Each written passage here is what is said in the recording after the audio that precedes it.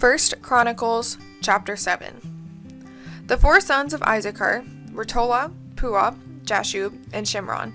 The sons of Tola were Uzai, Raphiah, Jeriel, Jahmai, Ibsan, and Shemuel. Each of them was the leader of an ancestral clan.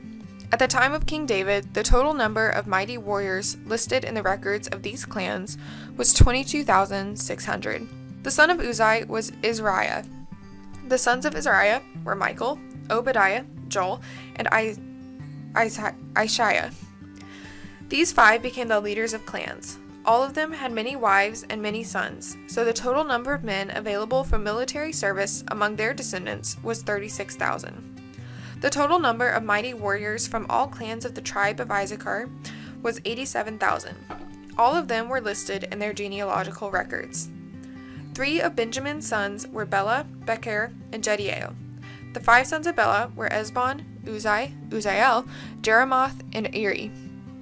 Each of them was the leader of an ancestral clan. The total number of mighty warriors from these clans was 22,034, as listed in their genealogical records. The sons of Becher were Zimrah, Joash, Eleazar, Elionai, Omri, Jeremoth, Abijah, Anathoth, and Elameth. Each of them was the leader of an ancestral clan. The total number of mighty warriors and leaders from these clans was 20,200, as listed in their genealogical records.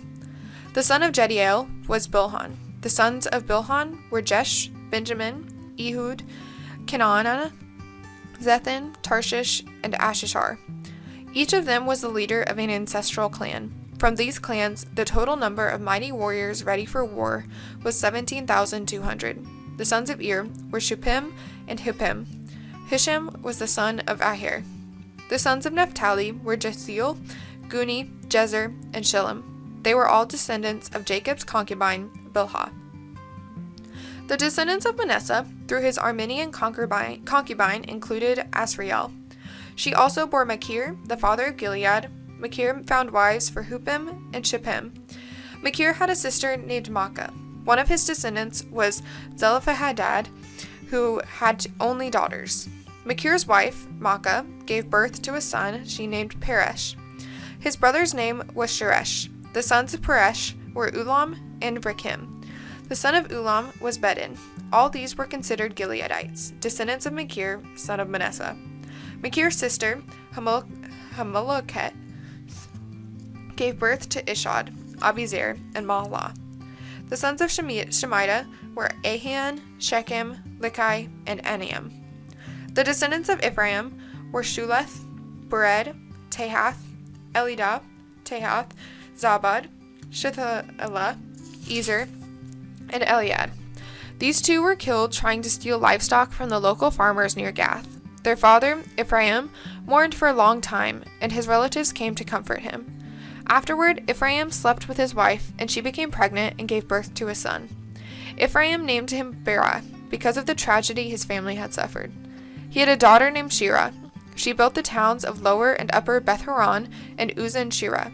The descendants of Ephraim included Repha, Resheph, Telah, Tahan, Ladan, Amihud, Elishama, Nun, and Joshua. The descendants of Ephraim lived in the territory that included Bethel and its surrounding towns to the south, Naran to the east, Gezer and its villages to the west, and Shechem and its surrounding villages to the north, as far as Ai and its towns. Along the border of Manasseh, there were towns of Bethshan, Tanakh, Megiddo, Dor, and their surrounding villages. The descendants of Joseph, son of Israel, lived in these towns. The sons of Asher were Imnah, Ishva, Ishvi, and Beriah. They had a sister named Sarah. The sons of Beriah were Heber and Malchiel, the father of Berziah. The sons of Heber were Japhlet, Shomer, and Hotham. They had a sister named Shua. The sons of Japhlet were Pashach, Bimhal, and Ashvath. The sons of Shomer were Ahi, Roga, Hubath, and Aram. The sons of his brother Helim were Zophah, Imnah, Sholesh, and Amal. The sons of Zophah were Sua, Harnepher, Shual, Beri, Imrah, Bezer, Had, Shema, Shilshah, Ithran, and Bera. The sons of Jether were Jephunneh, Pishpa, and Ara. The sons of Ulah were Ara, Hanil, and Rizia. Each of these descendants of Asher was the head of an ancestral clan. They were all select men, mighty warriors, and outstanding leaders. The total number of men available for military service was 26,000, as listed in their genealogical record. 1 Chronicles chapter 8. Benjamin's first son was Bela, the second was Ashbel, the third was Aharara, the fourth was Noah, and the fifth was Rapha. The sons of Bela were Adar, Gera, Abihud, Abishua, Naaman, Ahoa, Gera, Shephuphan, and Haram.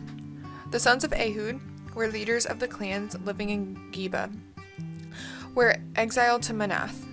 Ehud's sons were Naaman, Ahijah, and Gera. Gera, who led them into exile, was the father of Uzzah and Ahuhad. After Shaharaim divorced his wives Hushim and Bara, he had children in the land of Moab. His wife Hodesh gave birth to Jobab, Zibiah, Mesha, Malcham, Jeuz, Sakia, and Mirma. These sons all became the leaders of clans. Shaharaim's wife Hushim had already given birth to Abitub and Elpal. The sons of Elpal were Eber, Misham, Shemed, who built the towns of Ono and Lod, and their nearby villages, Beriah and Shema. They were the leaders of the clans living in Ajalon, and they drove out the inhabitants of Gath. Ahoai, Shashak, Jeremoth, Zebediah, Arad, Eder, Michael, Ishpa, and Johah were the sons of Beriah. Zebediah, Meshullam, Hizkai, Heber, Ishmerai, Isliah, and Jobab were the sons of Apal. Jakim, Zikri, Zabdi, Elani, Zelathai, Eliel, Adiah, Beriah, and Shimrath were the sons of Shimei. Ishpan, Eber, Eliel, Abdon, Zikri, Hanan, Hananiah, Elam, Athathajah, Iphadiah, and Penuel were the sons of Shashak. Shamsharai, Sheshariah, Athaliah, Jereshiah, Elijah, and Zechariah were the sons of Jehoram. These were the leaders of the ancestral clans. They were listed in their genealogical records, and they all lived in Jerusalem. Jeiel, the father of Gibeon, lived in the town of Gibeon. His wife's name was Maacah, and his oldest son was named Abdon. Jeel's sons were Zur, Kish, Baal, Ner, Nadab, Gedor, Ahio, Zechariah, and Miklath, who was the father of Shemam. All these families lived near each other in Jerusalem. Ner was the father of Kish, Kish was the father of Saul, Saul was the father of Jonathan, Malchishua, Abinadab, and Eshbaal. Jonathan was the father of Merib-Baal. Merib-Baal was the father of Micah, Micah was the father of Pithon, Melech, Tareah, and Ahaz. Ahaz was the father of Jada, Jada was the father of Elameth, Asmapheth, and Zimri. Zimri was the father of Moza, Moza was the father of Benia, Benia was the father of Raphiah, Raphiah was the father of Eliash. Eliash was the father of Azel. Azel had 6 sons: Azrikam, Bokeru, Ishmael, Shariah, Obadiah, and Hanan. These were the sons of Azel. Azel's brother Eshek had 3 sons.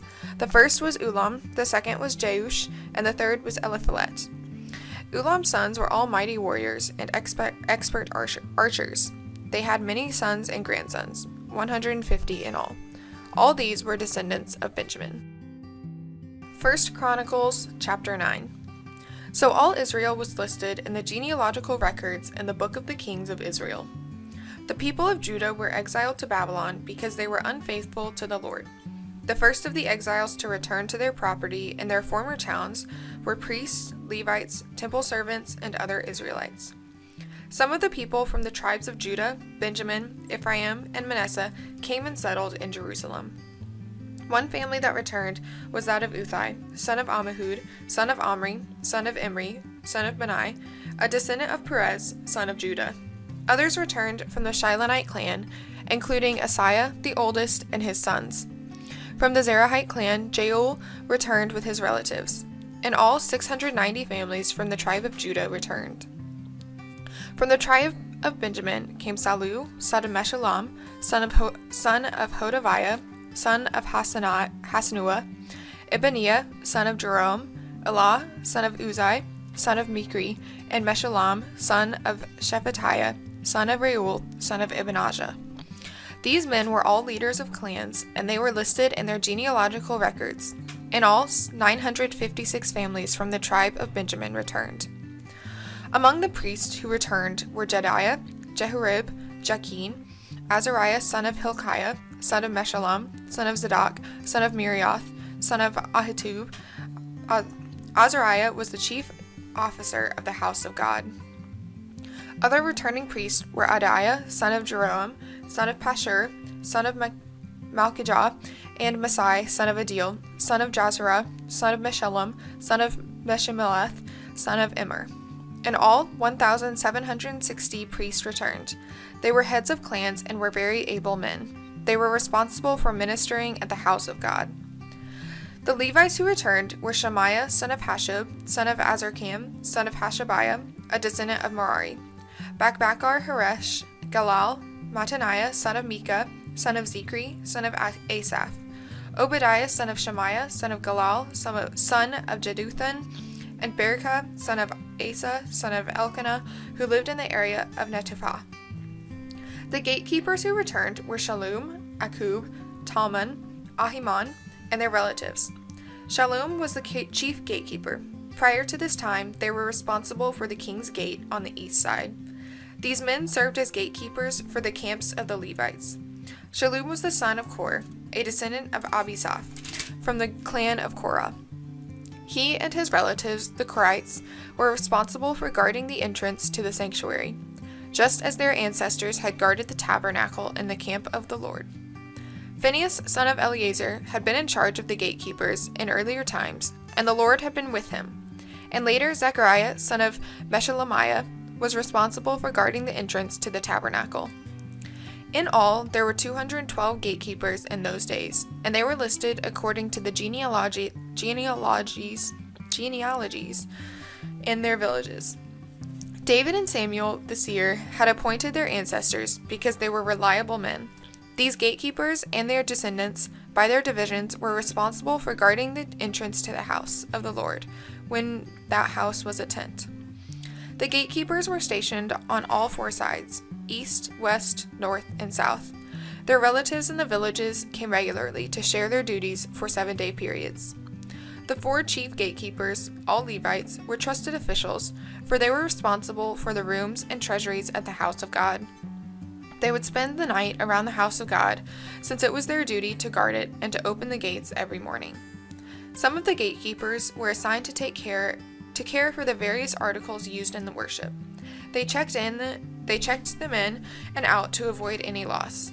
Others were responsible for the furnishings, the items in the sanctuary, and the supplies, such as choice flour, wine, olive oil, frankincense, and spices.